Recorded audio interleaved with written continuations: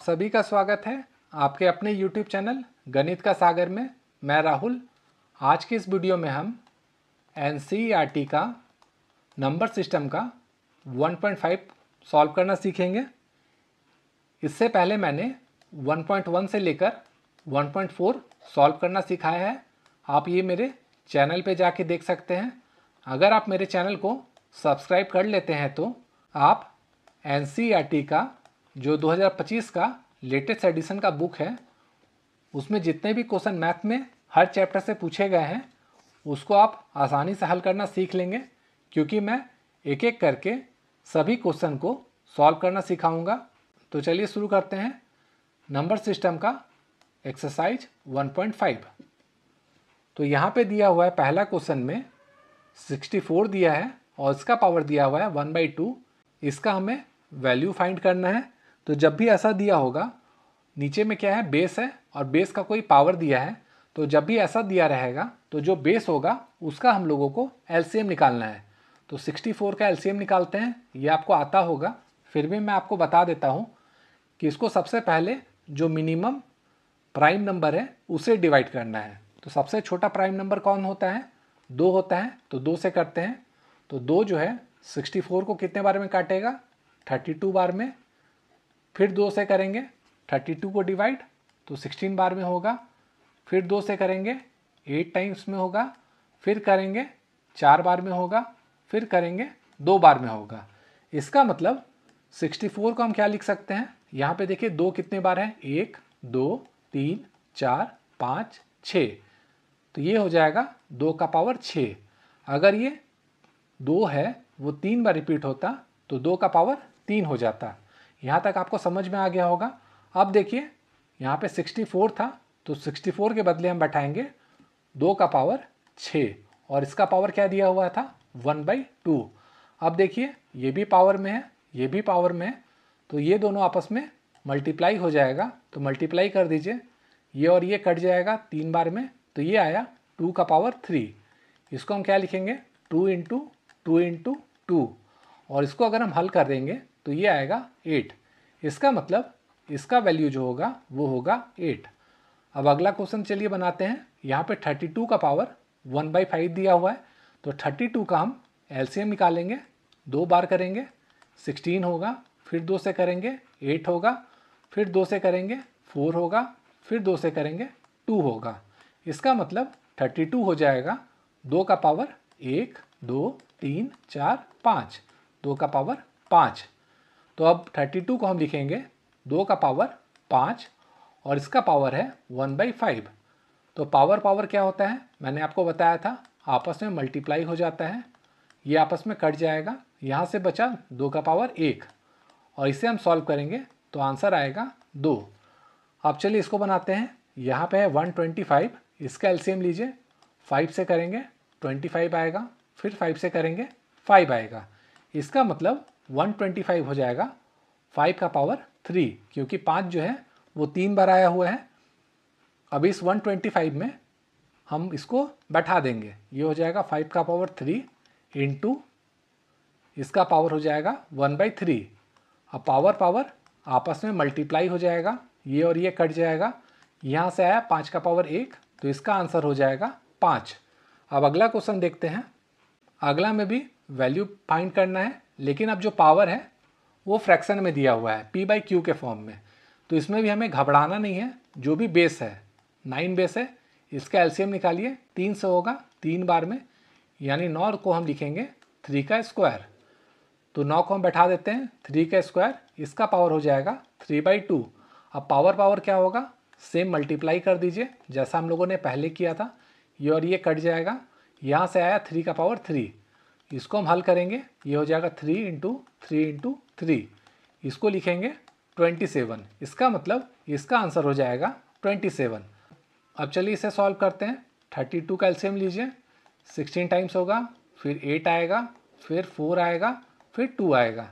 इसका मतलब 32 हो जाएगा 2 का पावर 5। इस 32 में बैठा दीजिए 2 का पावर 5 और इसका पावर है 2/5। पावर को मल्टीप्लाई कीजिए, ये हो जाएगा 5 इंटू 2/5। ये और ये कट गया, तो यहाँ से आएगा 2 का पावर 2, ये हो जाएगा 2 इंटू 2, तो इसे सॉल्व कीजिएगा, ये आएगा 4। इसका मतलब इसका आंसर हो जाएगा 4। अब अगला प्रश्न देखते हैं। अगले में दिया हुआ है यहाँ पे 16 का एलसीएम लीजिए, 2 से करेंगे 8 बार में, फिर 2 से करेंगे 4 बार में, फिर 2 से करेंगे 2 बार में। इसका मतलब 16 हो गया 2 का पावर 4। तो यहाँ पे लिखते हैं 2 का पावर 4 और इसका पावर है 3/4। अब पावर को इंटू करना है, ये हो जाएगा 3/4, ये और ये आपस में कटेगा, यहाँ से आएगा 2 का पावर 3, ये हो जाएगा 2 इंटू 2 इंटू 2, तो इसका आंसर आएगा 8। अब इसे बनाते हैं, ये है 125, इसका एलसीएम लीजिए, 5 से करेंगे 25 आएगा, फिर 5 से करेंगे 5 आएगा, तो ये हो जाएगा 5 का पावर 3। तो इस 125 को लिखेंगे 5 का पावर 3 और इसका पावर है -1/3। पावर फिर से गुना कर दीजिए -1/3 को, ये और ये यहाँ से कटा, यहाँ पे आएगा 5 का पावर -1। अब देखिए इस 5 को हम क्या लिख सकते हैं, 5 को हम लिख सकते हैं 5/1 लिख सकते हैं। और नियम क्या है, अगर पावर माइनस में है तो जो भी संख्या दिया होगा, यहाँ पे 5 दिया है तो इसका उल्टा हो जाएगा। तो 5 को हम क्या लिख सकते हैं, 5/1 लिख सकते हैं, और इसका अगर उल्टा करेंगे तो ये हो जाएगा 1/5। ये इसका आंसर हो जाएगा। अब अगला क्वेश्चन देखते हैं। अब इसमें सिंप्लीफाई करना है, यहाँ पे एक प्रॉब्लम दिया हुआ है, तो इसे कैसे बनाएंगे, इसको ये समझने के लिए देखते हैं रूल को। अगर x का पावर a है इंटू x का पावर b है, तो ये होता है x का पावर a प्लस b। यहाँ पे देखिए क्या है, बेस जो है बराबर है लेकिन जो पावर है वो डिफरेंट है। तो अगर डिफरेंट होगा तो पावर जाके ऊपर में ऐड हो जाएगा, अगर यहाँ पे इंटू का साइन होगा तो। उसी तरह यहाँ पे देखिए बेस दोनों में 2-2 है, बस पावर जो है वो अलग है। तो इसको हम क्या करेंगे, जो बेस है उसको नीचे लिखेंगे और पावर को ऊपर में ऐड कर देंगे। अब देखिए क्या है, यहाँ पे नीचे में 3 है और यहाँ पे नीचे में 5 है, ये दोनों इक्वल नहीं है। तो हम क्या करेंगे, 3 और 5 का एलसीएम लेंगे। तो 3 और 5 का एलसीएम होता है 3 इंटू 5, ये आएगा 15। इसका मतलब नीचे में हमें दोनों जगह 15 बनाना होगा। तो 3 को हम 15 कैसे बना सकते हैं, इसके लिए हम क्या करेंगे, 2/3 का ऊपर नीचे 5 से इंटू करेंगे, और प्लस में यहाँ पे क्या था 1/5 था, नीचे को 15 बनाना है। तो इसमें हम क्या करेंगे, अगर नीचे 3 से इंटू करेंगे तो ऊपर भी 3 से इंटू करना होगा। अब इसे सॉल्व करेंगे तो ऊपर में क्या हो जाएगा, देखिए 2 5 जा 10 होगा, तो 2 का पावर हो जाएगा 10 डिवाइडेड बाई 3 5 जा 15, प्लस 1 इंटू 3 होता है कितना, 3 होता है, डिवाइडेड बाई 5 इंटू 3 हो जाएगा 15।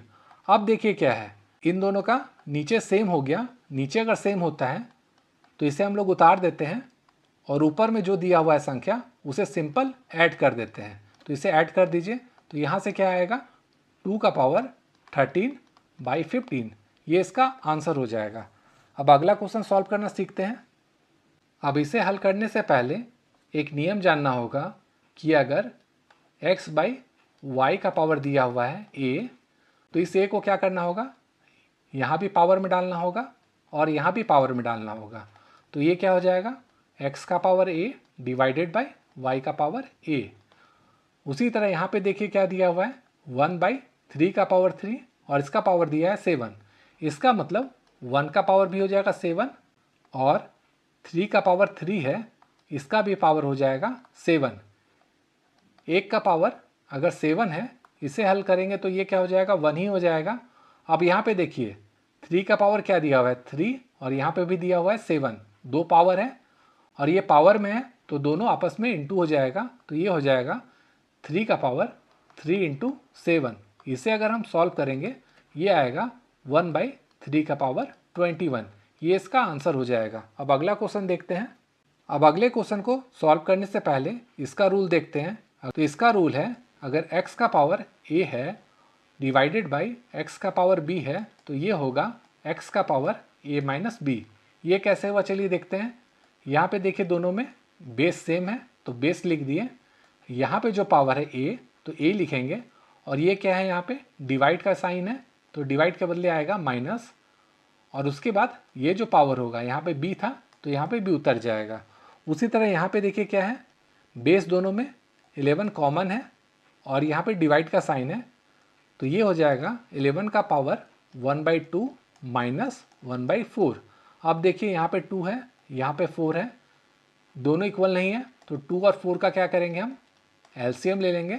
तो अगर हम एलसीएम निकालेंगे इसका तो ये आएगा 4। इसका मतलब दोनों में हमें नीचे 4 बनाना होगा, इसमें ऑलरेडी बना हुआ है, तो 1/2 में नीचे 2 है, तो इससे 4 कैसे बना सकते हैं।